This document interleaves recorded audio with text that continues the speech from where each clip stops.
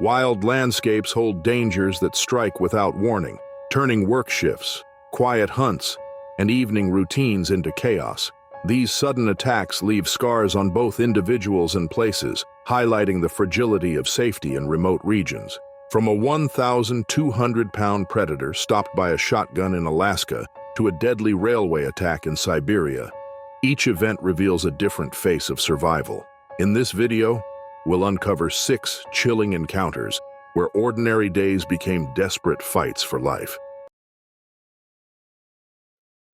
The remote Chugach Valley in Alaska had always been a hunter's paradise, stretching endlessly through dense spruce forests and snow-covered ridges that seemed to touch the sky. In November 2018, the valley was particularly treacherous, with waist-deep snow blanketing the terrain and temperatures plummeting to -20 degrees Fahrenheit.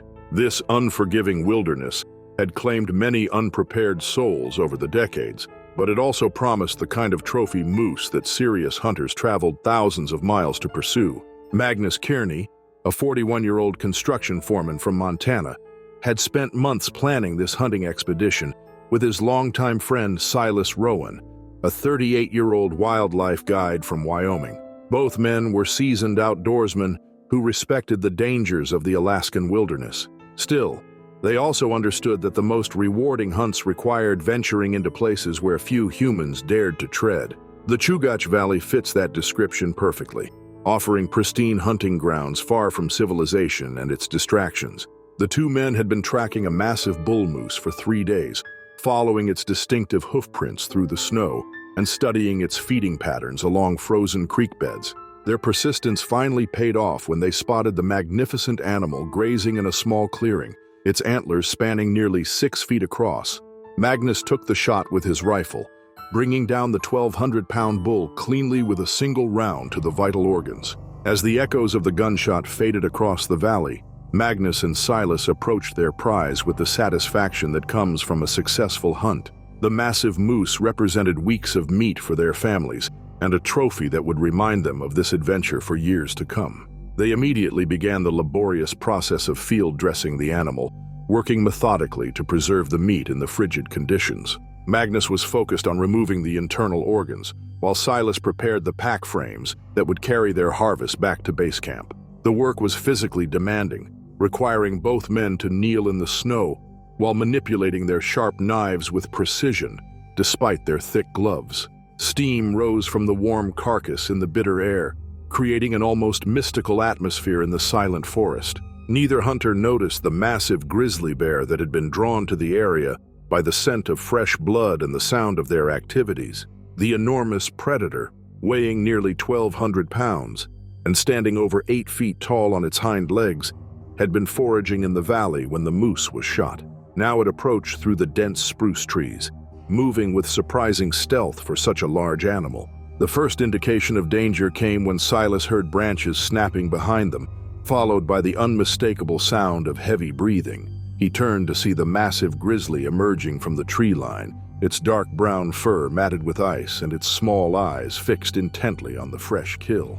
The bear moved with purpose, covering the distance between the forest and the clearing with alarming speed. Magnus looked up from his work just as the grizzly broke into a full charge, its powerful legs propelling its massive frame across the frozen slope with terrifying efficiency. The hunter barely had time to grab his 12-gauge shotgun, which had been leaning against a nearby tree, before the enraged predator closed the distance between them. The grizzly's jaws snapped repeatedly as it approached, saliva freezing in the cold air and its massive claws digging deep furrows in the snow.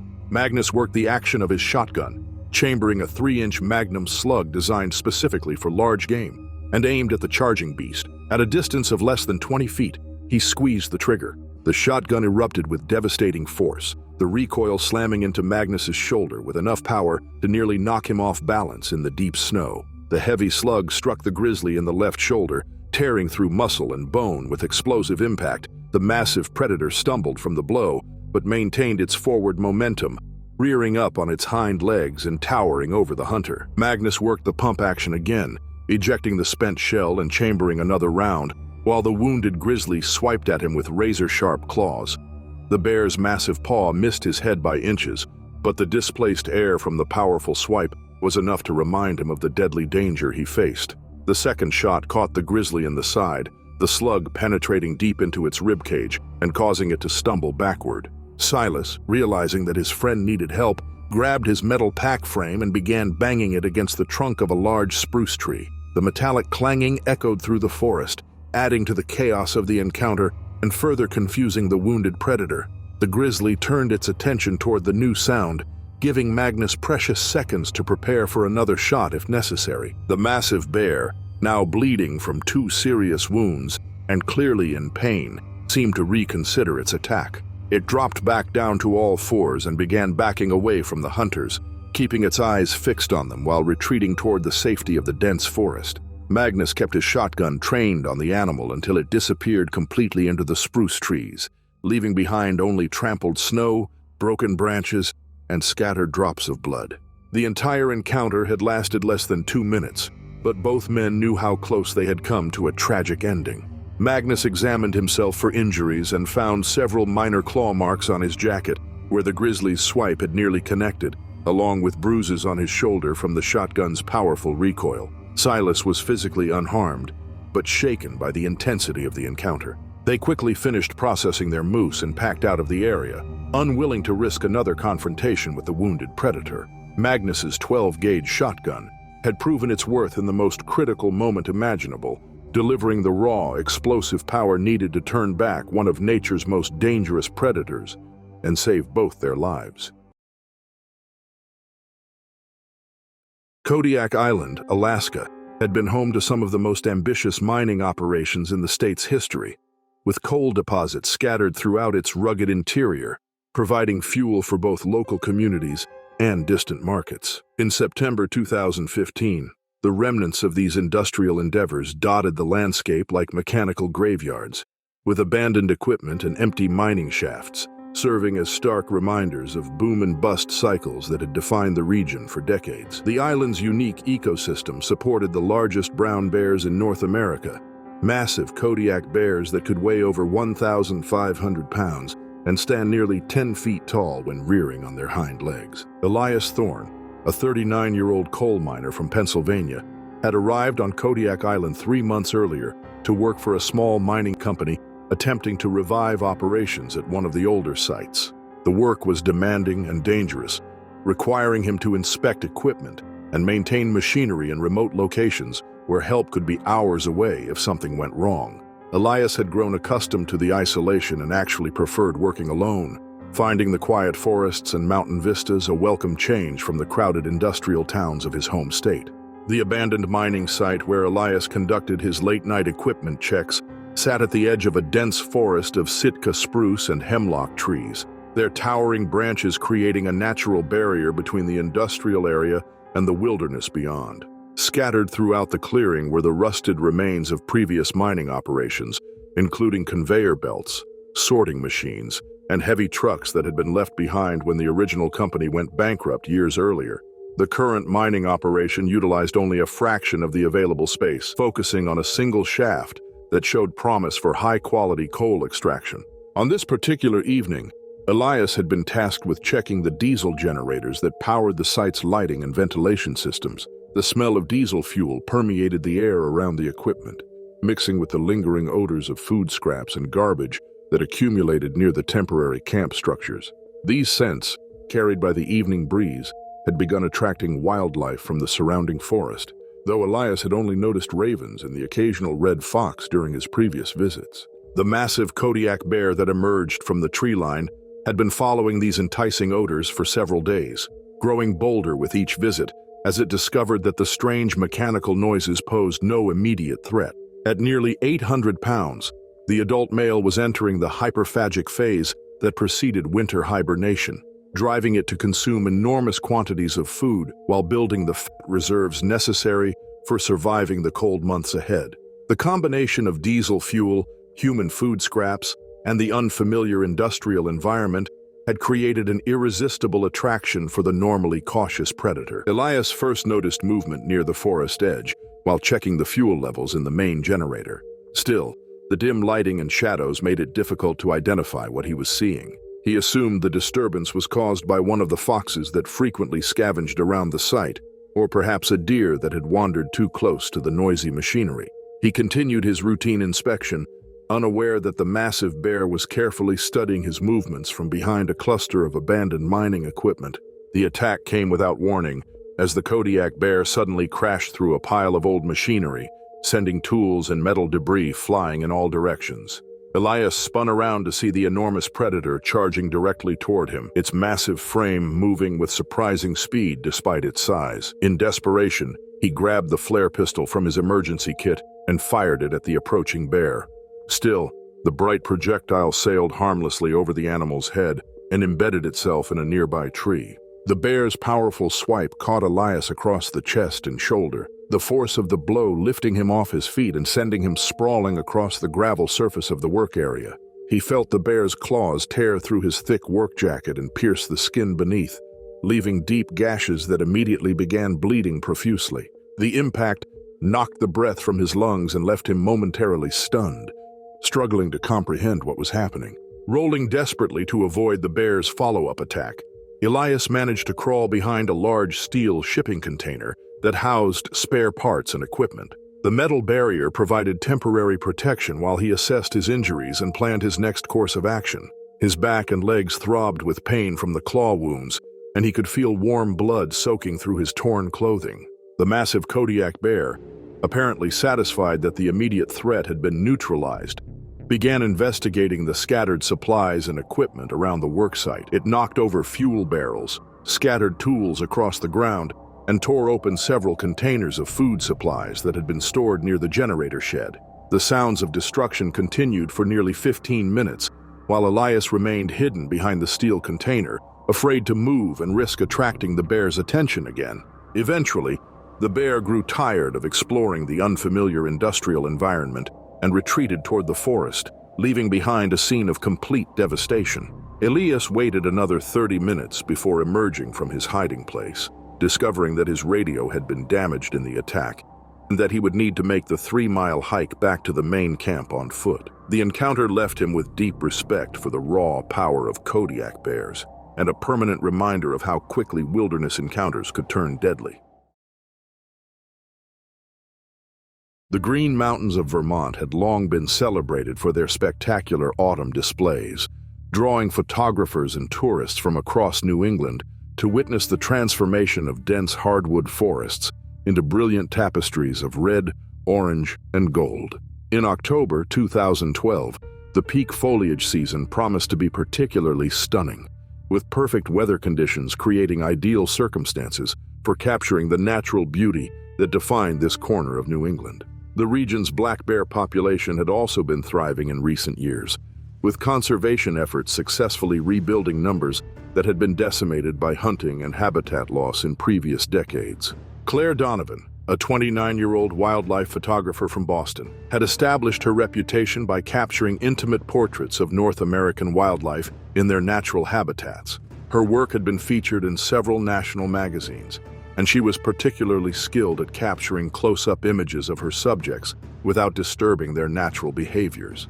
Claire's dedication to her craft sometimes led her to take risks that more cautious photographers might avoid, but her results consistently justified her bold approach to wildlife photography. Ethan Ross, Claire's 31-year-old boyfriend and frequent hiking companion, worked as a graphic designer in Boston, but shared her passion for outdoor adventures and wildlife observation. While he lacked Claire's professional expertise with cameras, Ethan had developed a keen eye for spotting wildlife and understanding animal behavior during their many expeditions together. He often served as her spotter and equipment carrier, allowing Claire to focus entirely on composition and timing when photographing elusive subjects. The couple had arrived at their chosen location in the early morning hours, hoping to capture the perfect combination of autumn foliage and wildlife activity that would make their photographs stand out from the countless other images taken in the region each fall. The forest clearing they selected sat at the intersection of several game trails, with a small stream providing water for the various animals that frequented the area. Recent ranger reports had mentioned increased black bear activity throughout the region as the animals prepared for winter hibernation by consuming large quantities of nuts, berries, and other high-calorie foods. Claire had set up her telephoto equipment near the edge of the clearing, positioning herself to capture any wildlife that might emerge from the surrounding forest. The morning had already produced several promising shots of deer and various bird species. Still, she was particularly hoping to photograph the black bears that had been reported in the area. Her excitement increased when they spotted a smaller black bear, probably a juvenile, feeding on late-season berries in a thicket approximately 50 yards from their position. Ethan urged caution, reminding Claire about the recent ranger warnings regarding aggressive bear behavior during the pre-hibernation feeding period. However, Claire's professional instincts told her this was exactly the type of opportunity that separated exceptional wildlife photographs from ordinary snapshots. She moved closer to the feeding bear, keeping her telephoto lens trained on the animal while carefully watching for signs of agitation or awareness of her presence. The massive adult male black bear that emerged from the dense undergrowth had likely been attracted by the sounds of the smaller bear's feeding activities, possibly viewing the juvenile as competition for the limited food resources available in the area. At nearly 400 pounds, the adult male represented the upper size range for eastern black bears, with powerful shoulders and claws that could easily overpower any perceived threat to its feeding territory. Claire was adjusting her camera settings when the large male suddenly burst from the thicket with explosive speed, covering the distance between them in seconds. The bear's initial charge appeared to be motivated by territorial aggression rather than predatory behavior, but the outcome was equally perilous for anyone caught in its path. Claire barely had time to register the approaching threat before the massive animal collided with her, knocking her camera equipment aside and driving her to the ground with bone-crushing force. Ethan's immediate response was to create as much noise and distraction as possible, hoping to redirect the bear's attention away from Claire and toward what it might perceive as a larger threat. He waved his backpack overhead while shouting at the top of his lungs, but the enraged bear had already clamped its powerful jaws around Claire's midsection and was attempting to drag her toward the dense brush where it could feed without interference. The sound of Claire's screams galvanized Ethan into more aggressive action, prompting him to grab a fallen branch and begin striking the bear across its head and shoulders. The impacts seemed to have little effect on the massive predator, but the continued harassment eventually convinced it to release its grip and reconsider its attack strategy. After several more strikes, the bear finally abandoned its prey and retreated into the forest, leaving behind a scene of devastation and trauma. Claire remained conscious throughout the ordeal, though she was suffering from severe lacerations across her torso, several fractured ribs, and significant blood loss that required immediate medical attention. Ethan used his cell phone to call for emergency assistance while applying pressure to her most serious wounds, using torn pieces of clothing and equipment from their scattered gear. The rescue helicopter arrived within 45 minutes, allowing medical personnel to stabilize Claire's condition before transporting her to a regional trauma center equipped to handle serious wildlife attack injuries. Surgeons worked for several hours to repair the damage caused by the bear's claws and teeth, ultimately saving her life despite the severity of her injuries. Both Claire and Ethan eventually recovered from the physical and psychological trauma of their encounter, though Claire's photography career took on a notably more cautious approach to wildlife subjects. The attack served as a stark reminder that even experienced outdoor enthusiasts could find themselves overwhelmed by the raw power and unpredictable behavior of wild animals. The remote settlement of Barentsburg on the Svalbard archipelago had survived nearly a century of Arctic isolation, serving as home to researchers, miners, and their families who had adapted to life in one of the world's most challenging environments. In March 2009, the village consisted of fewer than 200 residents, living in colorful wooden buildings that stood out dramatically against the endless white expanse of snow and ice surrounding them. The harsh Arctic climate and extreme seasonal variations in daylight created a unique sense of community among the residents, who depended on one another for survival during the long polar nights and brief summer seasons. Polar bears had always been a constant presence in the Svalbard region, with the archipelago supporting one of the world's most stable populations of these massive Arctic predators. Residents understood the dangers posed by these animals. They took elaborate precautions to protect themselves and their property, including the construction of sturdy fences around residential areas and the maintenance of emergency shelters equipped with flare guns and other deterrent devices. However, the increasing effects of climate change have begun altering traditional polar bear behavior patterns, forcing them to travel greater distances in search of food and bringing them into more frequent contact with human settlements. The massive polar bear that approached Barentsburg during the early evening hours of March 15th had been traveling across the sea ice for several days without finding adequate hunting opportunities. At nearly 1,100 pounds, the adult male was entering a critical period of hunger that was driving it to take unprecedented risks in its search for sustenance. The enticing odors emanating from the village's food storage facilities and fish processing areas had drawn the desperate predator away from its traditional hunting grounds and toward this unexpected source of potential nutrition. Village children were completing their evening chores and preparing for dinner when the enormous white predator appeared at the settlement's outer perimeter, moving with surprising stealth across the windswept snow. The bear's approach went unnoticed until it began investigating a storage shed containing dried fish and preserved meat, using its massive claws to tear through the wooden walls and access the contents within. The sounds of splintering wood and crashing containers alerted residents to the presence of an unwelcome and extremely dangerous visitor. The polar bear's initial destruction focused on food storage areas, but its growing frustration at finding only small quantities of accessible nutrition led to increasingly aggressive behavior throughout the village. The massive predator began knocking over supply crates, overturning fuel barrels, and destroying wooden fences that had been constructed to keep such animals away from residential areas. Each new obstacle encountered by the hungry bear prompted more violent and destructive responses, creating an escalating cycle of chaos and property damage. Several village families, including those with small children, found themselves trapped in their homes as the rampaging polar bear moved through the settlement's central areas. The animal's massive size and aggressive demeanor made it impossible for residents to safely evacuate their dwellings, forcing them to barricade doors and windows while hoping the predator would eventually lose interest and return to the wilderness. Parents attempted to keep their children calm and quiet as they listened to the sounds of destruction occurring just outside their homes. 3 village residents sustained injuries during their attempts to reach safety or protect their property from the marauding polar bear.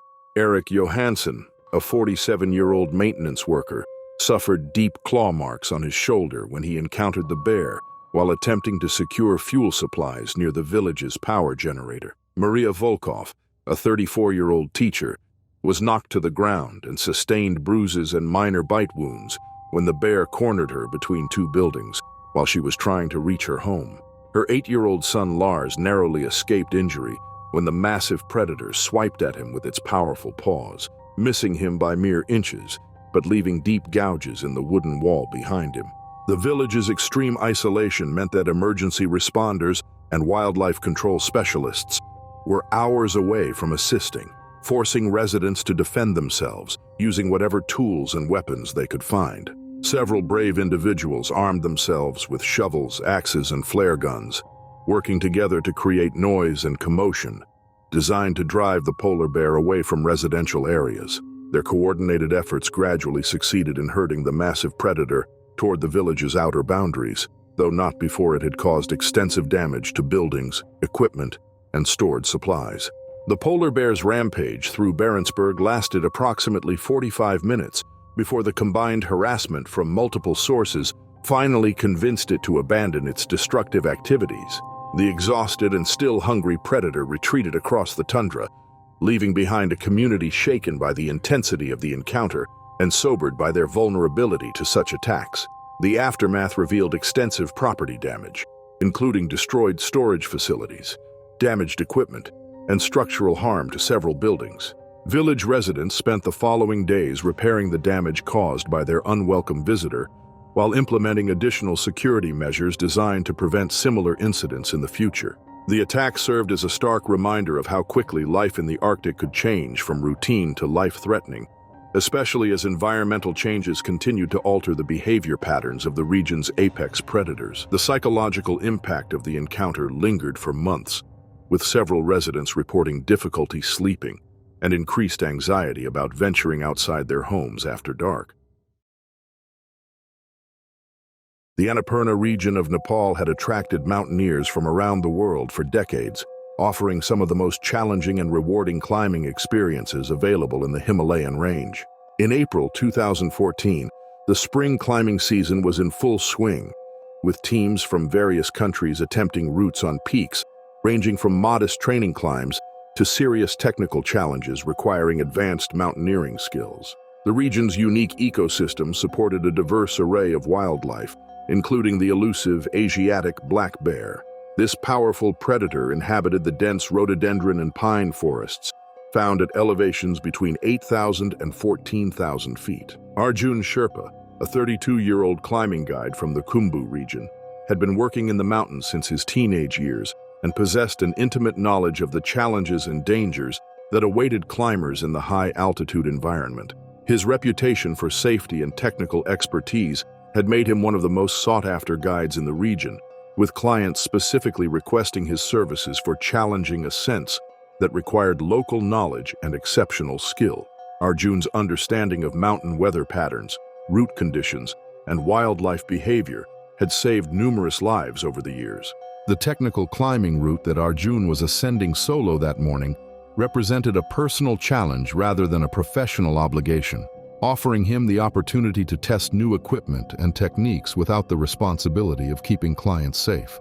The steep ridge required a combination of rock climbing, ice climbing, and traditional mountaineering skills, with exposure to significant objective hazards including rockfall, avalanche danger, and rapidly changing weather conditions. Arjun had climbed similar routes dozens of times, but he maintained the respectful caution that had kept him alive through years of high-altitude adventures. The narrow ledge where the attack occurred was situated at approximately 12,000 feet in elevation, surrounded by a dense alpine forest that provided cover for the various animals inhabiting these remote mountain slopes. Asiatic black bears were relatively common in the region, though they typically avoided areas of human activity and were rarely encountered by climbing parties. The bears were omnivorous opportunists, capable of covering vast distances in search of food, and equally comfortable foraging in forest undergrowth or raiding climbing camps for high-energy provisions. Arjun first became aware of the massive black bear's presence when he heard branches breaking in the dense forest below his climbing position. The sounds initially suggested rockfall, or perhaps a large bird moving through the trees, but the rhythmic pattern of noise indicated something much larger was approaching his location. He paused his climbing to assess the situation, knowing that encounters with wildlife at high altitude could quickly become dangerous if not handled properly. The bear that emerged from the forest canopy weighed approximately 300 pounds and displayed the distinctive white chest patch characteristic of Asiatic black bears. Its approach seemed motivated by curiosity rather than aggression, possibly attracted by the unfamiliar sounds of climbing equipment or the enticing odors emanating from Arjun's food supplies and energy bars. However, the animal's massive size and powerful build made it inherently dangerous regardless of its initial intentions. When the bear charged across the narrow ledge, Arjun realized that his precarious position left him with extremely limited options for escape or evasion. The steep rock faces above and below his position made rapid retreat impossible, while the narrow width of the ledge eliminated any possibility of maneuvering around the approaching predator. His only available defensive tool was the ice axe secured to his climbing harness, designed for ascending frozen slopes rather than fending off wildlife attacks. The bear's initial swipe knocked Arjun off balance, forcing him to rely entirely on his climbing rope and anchor systems to prevent a fatal fall down the steep mountainside. The animal's powerful claws tore through his insulated climbing jacket. They penetrated the skin beneath, creating deep gashes on his arms and legs that immediately began bleeding profusely in the thin mountain air. The combination of high altitude, cold temperatures, and physical trauma created a potentially life-threatening situation that required immediate action. Arjun's response was to create as much noise and commotion as possible, using his ice axe to strike the rocky ledge while shouting in both Nepali and English. The metallic ringing of the axe against granite echoed across the mountainside, creating an unfamiliar sound that seemed to confuse and concern the attacking bear. The animal hesitated in its assault, apparently uncertain whether to continue its aggressive behavior or retreat to the safety of the forest below. The brief respite allowed Arjun to improve his position on the ledge while continuing to make threatening gestures with his ice axe, gradually convincing the massive predator that he represented more trouble than any potential food reward was worth. After several tense minutes of a standoff, the Asiatic black bear finally retreated into the dense forest, leaving behind only the sound of breaking branches and disturbed vegetation to mark its departure. The encounter left Arjun with serious injuries that required immediate first aid treatment, using the limited medical supplies in his climbing pack. The high-altitude environment made bleeding more difficult to control, while the cold temperatures threatened to cause hypothermia if his torn clothing could not provide adequate insulation. His damaged climbing gear would need careful inspection before he could safely descend to base camp, adding additional complications to an already dangerous situation. The descent back to base camp required several hours of careful climbing while managing his injuries and damaged equipment, demonstrating the type of self-reliance and problem-solving ability that separated experienced mountaineers from weekend adventurers. Upon reaching safety, Arjun received medical treatment for his wounds while reflecting on how quickly routine climbing activities could transform into life-threatening emergencies in the unforgiving mountain environment. The Trans-Siberian Railway had connected the remote wilderness regions of eastern Russia for over a century, carrying freight and passengers across thousands of miles of some of the world's most challenging terrain. In August 2011, the section of track running through the Ussuri-Krai region represented one of the most isolated and dangerous segments of the entire railway system, passing through dense forests inhabited by brown bears, Siberian tigers, and other apex predators that had learned to coexist with the industrial intrusion into their territory. The railway maintenance crews working in this region faced unique challenges that went far beyond typical mechanical and engineering problems. Anton Belov, a 42-year-old railway mechanic from Vladivostok, had been working on the Trans-Siberian line for nearly 20 years, gaining extensive experience in the specialized techniques required to maintain heavy equipment under extreme weather conditions and in remote locations where replacement parts and technical support were often days away. His expertise in diesel engines and hydraulic systems made him an invaluable member of the maintenance teams responsible for keeping freight traffic moving across this vital transportation corridor. Pavel Kuzmin, Anton's 36-year-old partner and longtime colleague, served as the team's welding specialist and electrical systems expert, capable of fabricating replacement parts and repairing complex control systems using portable equipment carried aboard their maintenance train. The two men had worked together on dozens of emergency repair operations, developing a professional partnership and mutual trust that allowed them to handle dangerous situations with calm efficiency and shared responsibility for each other's safety. The freight train that had broken down near the forest edge carried coal and timber bound for Pacific ports, representing millions of dollars in cargo that could not be allowed to remain stranded on the tracks for extended periods. The locomotive's brake system had failed during a routine descent, forcing the engineer to bring the massive train to an emergency stop using alternative methods that had damaged several critical components. Anton and Pavel had been dispatched from the nearest maintenance depot to perform the complex repairs required to get the train moving again. Their repair work required the use of portable welding equipment, cutting torches and power tools that created bright flashes of light and showers of sparks visible for considerable distances in the surrounding forest. The industrial activity also generated unfamiliar sounds and odors that could attract curious wildlife from the dense woods that pressed close to the railway right-of-way. The mechanics had established temporary lighting around their work area and set up a basic camp with food supplies and emergency equipment near the disabled locomotive. The massive Ussuri brown bear, which had been observing their activities from the forest edge, represented one of the largest subspecies of brown bears in the world, with adult males commonly weighing over 800 pounds and possessing the strength and aggressive temperament necessary to dominate their territorial ranges. This particular animal had likely been attracted by the combination of welding sparks, diesel fumes, and food odors emanating from the maintenance site, overcoming its natural caution about human activity and industrial equipment. Anton was positioned between the locomotive and a maintenance cart, working on brake line connections that required him to crawl partially beneath the massive train, when the enormous predator emerged from the tree line and charged directly toward the repair site. The bear's approach was swift and silent, covering the distance from the forest to the railway tracks in seconds, while the mechanics remained focused on their complex repair tasks. The first indication of danger came when Anton heard the sound of heavy breathing directly behind him. The bear's initial attack focused on Anton, who found himself trapped between the train's undercarriage and the maintenance equipment, with no avenue for escape or evasion. The massive predator's powerful swipes caught him across the back and shoulder, its claws penetrating through his heavy work clothing and inflicting deep wounds that immediately began bleeding heavily. Anton's desperate cries for help alerted Pavel to the life-threatening situation unfolding just meters away from his welding station.